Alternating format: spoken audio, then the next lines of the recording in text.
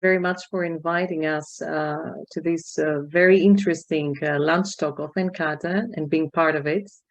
So the main aim of the project is actually to support the comprehensive approach to the prevention and fight against racism and xenophobia, and especially of anti-Semitism, including online anti-Semitism, as well as support concrete actions addressing the racism and xenophobia.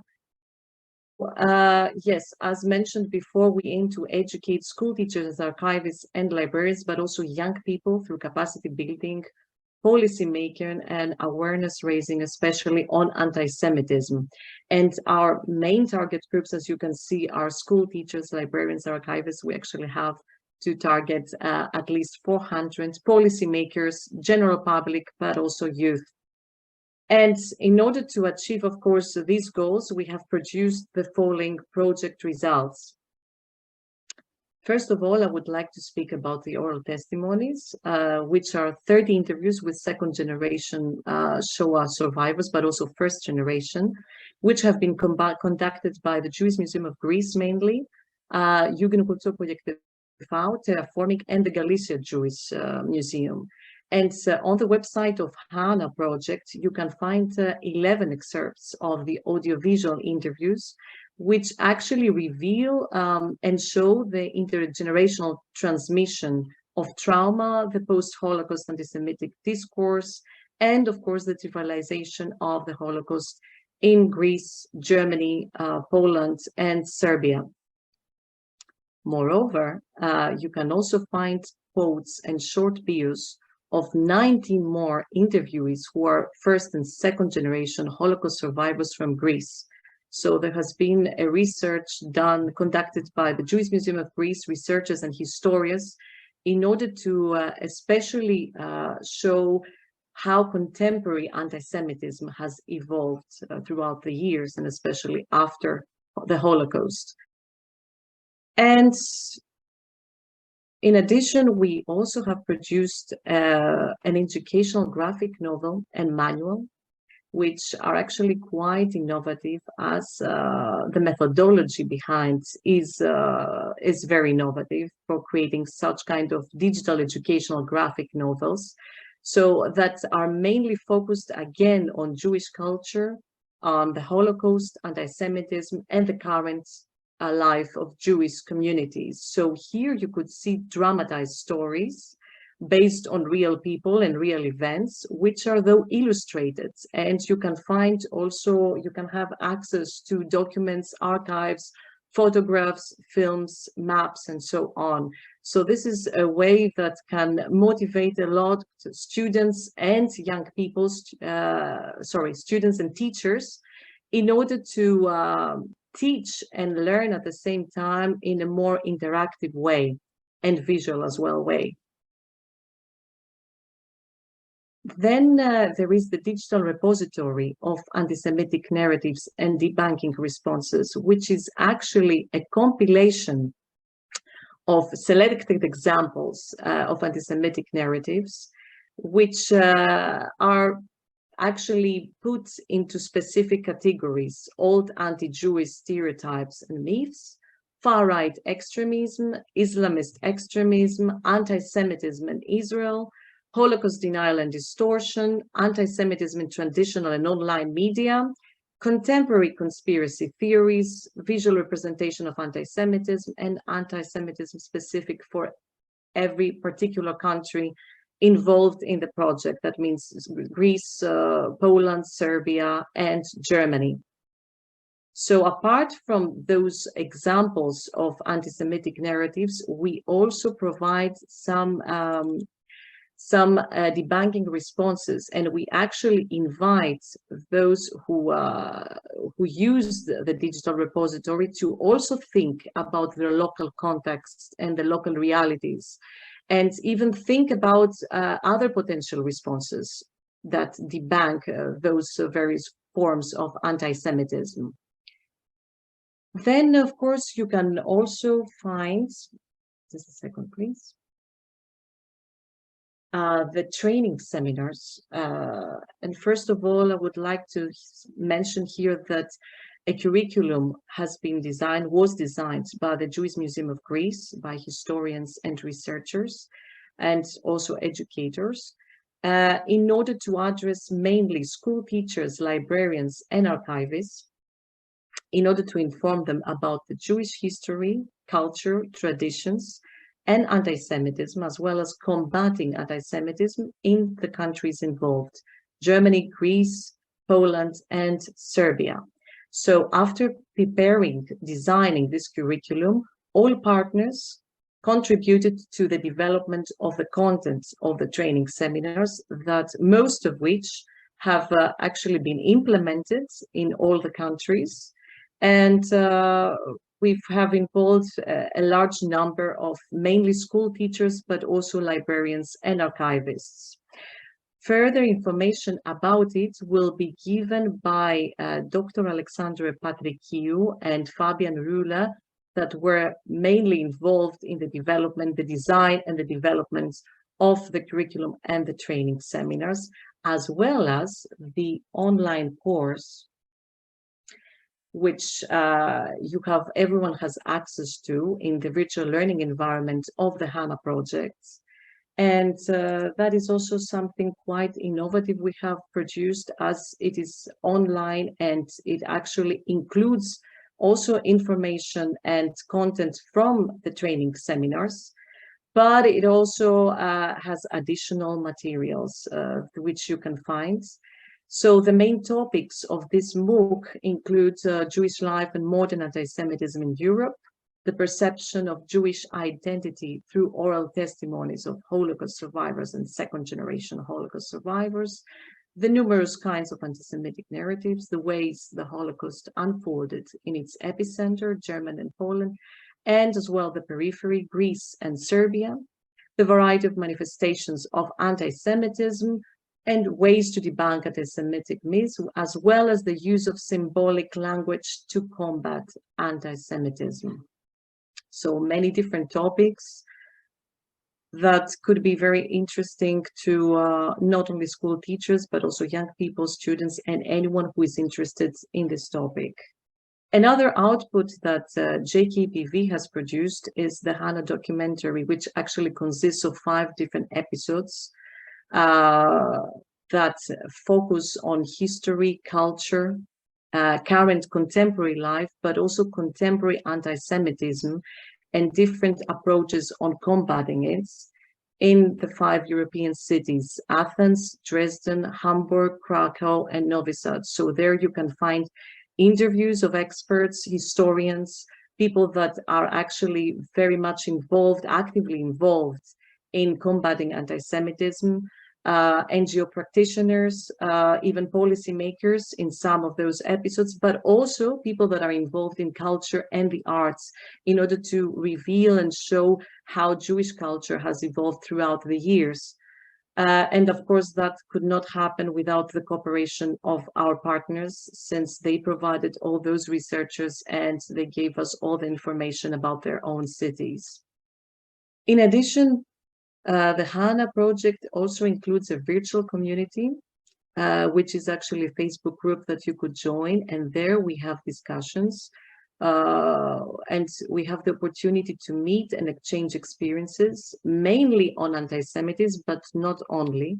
So we would be very glad if anyone interested could join our group, and therefore also participate in discussions that we start, mainly partners start. Of course, in order to disseminate the results of our project, we also implement national conferences in Athens, Dresden, Krakow, and Novi Sad. We have already implemented most of them. And this is a great chance to meet other professionals, other institutions, and let them know about this work, as we wish, of course, to continue working on this topic and to sustain the projects. A little bit about the project. I'm going to just look a little bit into the seminar, so that you, I mean, all of you, your teacher trainers, and we have also with Beatrice and Andreas here, I see 2 teachers who have actually participated in our training program in Frankfurt at the Jewish Museum. So I'm just going to say a few words about how we have actually implemented those trainings. So as Alexandra said, there have been these 3 sessions over the course of 2 days, focusing on the Jewish history of each community, on the Shoah, and then of anti-Semitism. And there was always an interchange between, let's say, an academic lecture and also a more practical workshop. As Tali mentioned earlier, Centropa has been active in a number of countries, also including Greece. So we are aware that, let's say, teaching about anti-Semitism and Holocaust is very different in Greece than it is in Poland and it is in Germany.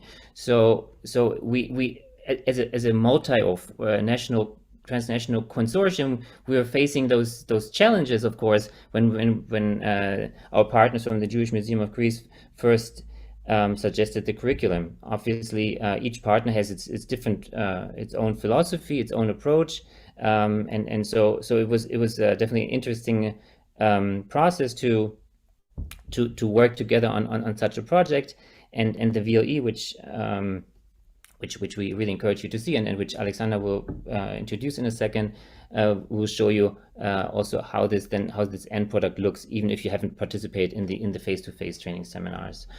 So what Centropa, for those of you who are not familiar with Centropa has conducted 1,263 interviews with Holocaust survivors in 15 countries, hence our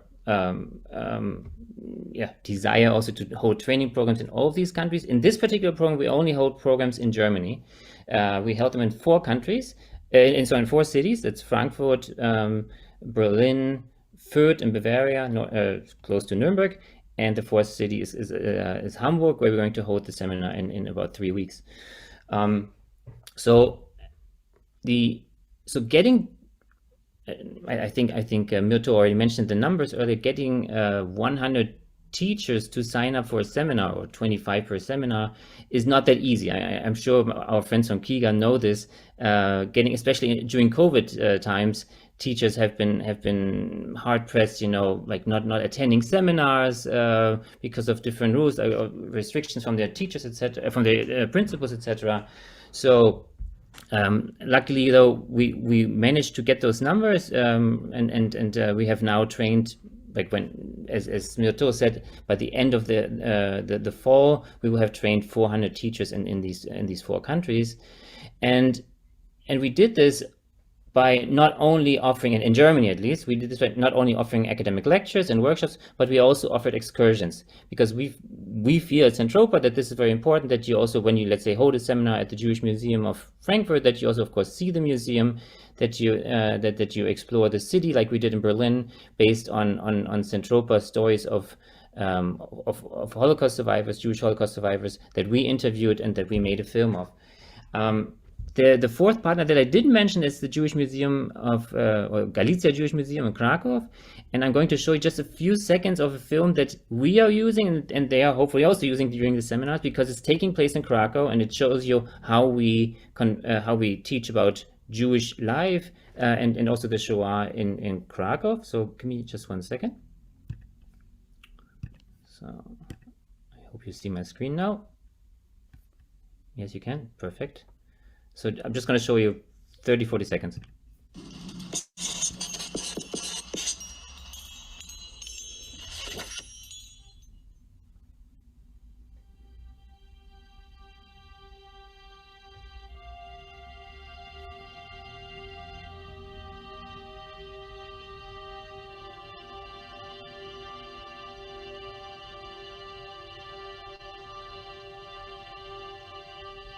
Gdy ktoś używa pojęcia polscy Żydzi albo Żydzi z Krakowa czy z Kazimierza, dawnej żydowskiej dzielnicy, często ma na myśli ortodoksyjnych, religijnych Żydów, których ja wielce szanuję.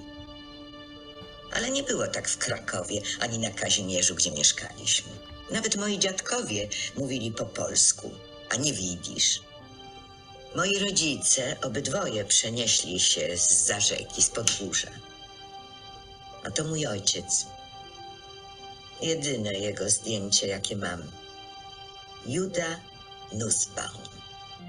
Jego rodzina mieszkała przy ulicy Długosza 8. A matka, Gustawa Barber, mieszkała przy ulicy Kalwaryjskiej 32, czyli za rogiem. I to jest jej jedyne zdjęcie, jakie mam. Rodzina mojej babci ze strony taty posiadała wielką kamienicę przy ulicy Miodowej, w sercu Kazimierza. Właśnie do niej wprowadzili się moi rodzice. Na parterze były sklepy, na pierwszym piętrze mieszkania do wynajęcia, a nad nimi okazałe 8-pokojowe mieszkanie, do którego wprowadzili się nowożeńcy. I'm going to stop here. So you get the idea that we have turned an oral history interview with the survivor into a short film. Of course, the actual interview was much longer. So here the final product is 80 minutes, and this is what we've been using in our seminars in Germany, and we also have films for Greece and Serbia.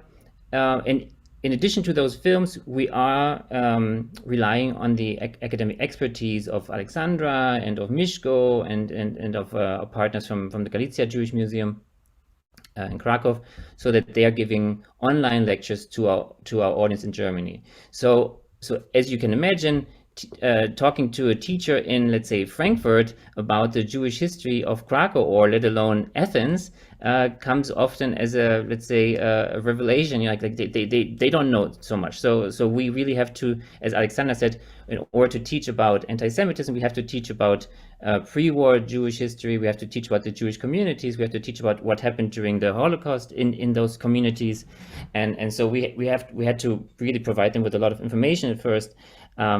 But what Centropa decided to do, in addition to those academic lectures, that we would ask our participants to work in small groups. So they would watch these films, and basically in a peer-to-peer session, one group would then teach the other group of teachers about what they learned, let's say, about a particular country, like about Greece, what happened during World War II in Athens.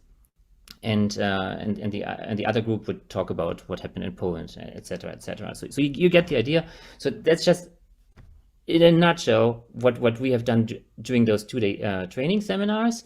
One important exercise, experiential exercise, we have also done, or I'm going to ask Alexandra to say a few words about that. Apart from the lectures and the workshop, we decided to include an experiential exercise on in order to comprehend in-depth the multiplicity of an individual's identity. We thought it was vital for debunking all kinds of stereotypes. During the activity, the participants have this opportunity to write down 5 important characteristics that describe themselves, and they are asked to cross them out by one until only one is left. This is a very difficult process for them to be squeezed into only 5 characteristics, let alone taking one out of the other one by one. And so this process has a very significant impact there during the seminar, as the participants realize the pluralism of their own identities. There might be national, cultural, religious, gender, professional, or whatever. We believe that this exercise refers to learning which exploits the learner's experience as a base, which in turn practically implies an active and personal approach to learning. In our seminars, at least, it worked wonderfully. It was one of the elements that participants appreciated the most. Back to you, Fabian. I don't know if you want me to say anything more. No, that's perfect. Thank you, Alexandra. So last but not least, I want to say a few words about the youth competition, because obviously teaching the training the teachers is one thing, but then we hope that the teachers would then act as multipliers, using those materials with their students, using the knowledge with their students. So in order to turn, in order to turn the students also into active citizens that understand the importance of combating anti-Semitism or encountering anti-Semitism, we asked them to join a 4-country-wide competition, youth competition. And I'm again going to share my screen real quick so that you can see it, how it looks on the website. So it's the project is still, or the competition is still running. I know, Beatrice, you're going to submit a film, and so is Andreas. so in each country, students are producing their own films up to 8 minutes, and on the website we put a not only guidelines but also examples for a storyboard, so that they really know how to tell a story. Often, of course, we don't have to tell them how from a technical point of view the film is or a film has to be done, but we want to give them sort of the guidelines on so that they can tell a story in less than 10 minutes. Because that's what we often find out. Like you tell a student to make a film, they come up with great ideas, but then at the end it's 15 minutes and no one wants to. I mean, we do, but like once, especially when you're running out of time, you have 15 projects to review, then the shorter is better. So that's why we said 8 minutes top, which is often difficult. We give them examples from previous competitions that we have done in countries like Ukraine or Moldova. We give them links of Yad Vashem, US Holocaust Memorial Museum, and Jewish Virtual Library, where they can do research, etc. We tell them, of course, how they have to quote, etc. So all the basics of how to produce a film that then can be properly shown on the website without being sued by Getty, etc. So this, in a nutshell, is what the project is about from my side. And I think now we're ending this with Alexandra showing a brief excerpt from the oral history testimonies. But you're going to say a few words first, right? Yes. Since we're already too late, I would just want to add a few things about the VLE, if you don't mind. Excuse me. It's fine. So the idea, apart from the face-to-face training seminars, was to reach the maximum number of interested participants, of course. So we decided to create an online course based on the same topic, right? Jewish history, anti-Semitism, and the Shoah. I can just, in order to save us some time, let me just put it on the chat where you can find it. It's available in all 4 languages of the of our consortium. That basically means Greek, German, Polish, and Serbian, and of course English. Thank you. Each participant can claim an online certificate at the end, and it's full of lectures and multiple choice questions and wonderful self-reflective activities. I hope you will enjoy it as much as we did when we were creating it. Just a small note on oral testimonies. As Myrto mentioned, within the HANA project, we created 30 interviews, mostly with second-generation Holocaust survivors. 25 out of these 30 were conducted by the Jewish Museum of Greece, and the rest from the rest of our partners. And here we, on the website, you can find 11 excerpts and several quotes, as Myrto has already mentioned. We would like to show you here, Fabian will help me with that, a very short excerpt that will hopefully inspire the thought-provoking discussion afterwards, from Zoya Iliakim. She's a Greek Jewish from Halkida, that's a city north of Athens. And she's narrating a story about, she owns a shop, and she narrates a story about her son. I will let you hear it from herself, which is much better than me. Κάθε φορά που έμπαινε μες στην τάξη να μου λέει δεν μ' αρέσει το όνομα και το επίθετό σου και δεν με νοιάζει από πού είσαι και τι είσαι. Άλλο περιστατικό είχε γίνει με το γιο μου στο δημοτικό, το οποίο δεν το είχα μάθει εγώ κατευθείαν από το παιδί. Το παιδί δεν μου είπε τίποτα. Αλλά μου το είπε η δασκάλα. Του είπε ο συμμαθητής, φύγε από εδώ, εγώ δεν κάθομαι με Εβραίους για το κομπιούτερ.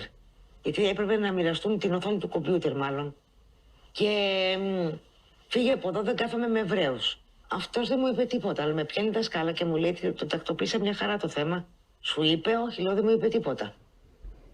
Το είπε στο άλλο παιδάκι ότι δεν είναι πράγματα αυτά που λες. Και δεν, είπαμε να μην βάζουμε το κάθε παιδί, έχει τις ιδιαιτερότητες του, το ένα έχει το άλλο. Δεν είναι θέμα αυτό να μην κάτσεις με τον Βίκτορα. Αν δεν σου αρέσει σαν φίλος, πήγαινε σε μια άλλη θέση και κάθεσαι. Αλλά εμένα μου έκανε εντύπωση ο γιος μου, γιατί δεν μου το είπε. Το ρωτήσατε γιατί? Το ρώτησα, αλλά δεν μου είπε, δεν μου το είπε. Δεν μου είπε γιατί, μαμά δεν στο είπα για αυτό. Δεν μου είπε τίποτα. Άρα αυτή την ουθεσία προς το παιδί την έκανε η δασκάλα. Ναι, η δασκάλα. Θεωρητικά η δασκάλα της πληροφορικής θα το έπαιζε τη δασκάλα την κανονική και εκείνη έπιασε το άλλο το παιδί και του μίλησε και του έκανε. Αυτό ήταν ένα παιδί που γνωρίζατε τους γονείς του? Ναι. Εσείς τους μιλήσατε ποτέ για αυτό το περιστατικό? Όχι. Θα μας πείτε τότε εσείς γιατί δεν μιλήσατε? Δεν ήθελα να δώσω παραπάνω έμφαση σε κάτι που είπε μεν το παιδί, που εγώ θεωρώ αυτό το παιδί το έχει ακούσει από τους γονείς και το λέει. Δεν το λέει έτσι, από κάπου στο περιβάλλον του τέλος πάντων. Αλλά δεν ήθελα να δώσω παραπάνω σημασία. We chose this expert. We know that anti-Semitism is very much related to the Holocaust. However, this expert shows how people still continue to experience anti-Semitism in a much different kind of way and how it affects their everyday lives today.